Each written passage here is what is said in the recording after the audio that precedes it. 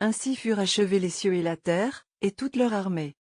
Dieu acheva au 7e jour son œuvre, qu'il avait faite, et il se reposa au 7e jour de toute son œuvre, qu'il avait faite. Dieu bénit le 7e jour, et il le sanctifia, parce qu'en ce jour il se reposa de toute son œuvre qu'il avait créée en la faisant. Voici les origines des cieux et de la terre, quand ils furent créés, lorsque l'Éternel Dieu fit une terre et des cieux.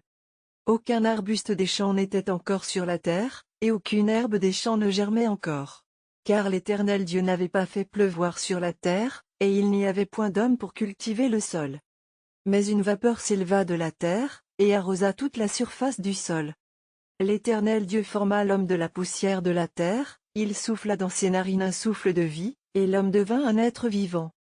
Puis l'Éternel Dieu planta un jardin en Éden, du côté de l'Orient, et il y mit l'homme qu'il avait formé. L'Éternel Dieu fit pousser du sol des arbres de toute espèce, agréables à voir et bons à manger, et l'arbre de la vie au milieu du jardin, et l'arbre de la connaissance du bien et du mal. Un fleuve sortait d'Éden pour arroser le jardin, et de là il se divisait en 4 bras. Le nom du premier est Pishon. C'est celui qui entoure tout le pays de Havila, où se trouve l'or. L'or de ce pays est pur. On y trouve aussi le bdellium et la pierre d'onyx. Le nom du second fleuve est Guillon. C'est celui qui entoure tout le pays de Couche. Le nom du troisième est Hiddekel.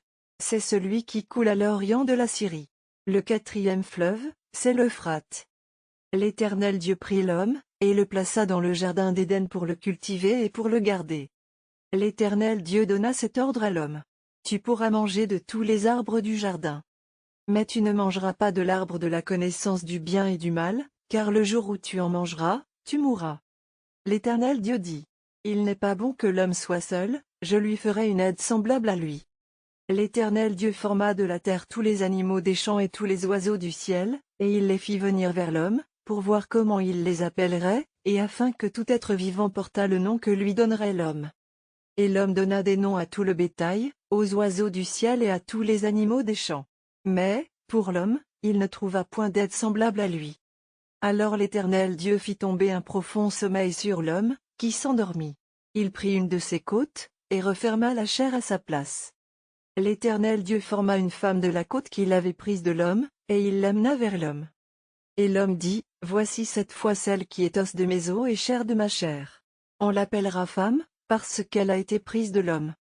C'est pourquoi l'homme quittera son père et sa mère, et s'attachera à sa femme, et ils deviendront une seule chair. L'homme et sa femme étaient tous deux nus, et ils n'en avaient point honte,